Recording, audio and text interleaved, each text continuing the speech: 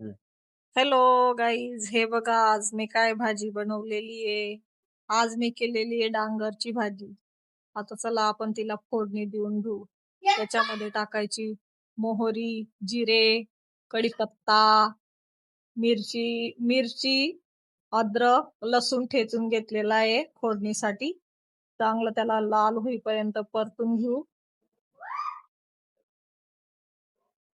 लाल होईपर्यंत परतल्यानंतर त्याच्यामध्ये डांगर टाकून घेऊ. डांगर डांगर त्याला चांगलं परतून घ्यायचं.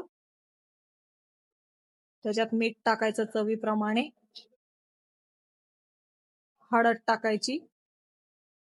फक्त बोल, मी कट करून घेईन नाही. त्याला चांगलं खालीवर हलवत राहायचं, मिक्स करायचं.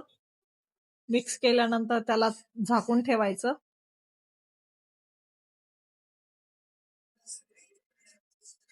झाकून ठेवलं की त्याला 5 मिनिटांनी पुन्हा त्याला हे करून झाकण काढून पुन्हा त्याच्यामध्ये कोथिंबीर टाकायची. कोथिंबीर टाकून मिक्स करायचं.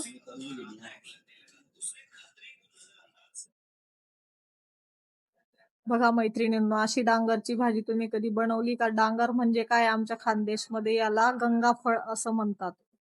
कुठे त्याला लाल भोपळा म्हणतात, तर कुठे त्याला फळाची भाजी असे पण म्हणतात. प्रत्येक भागामध्ये या भाजीला वेगळे वेगळे नाव दिलेलं असतं.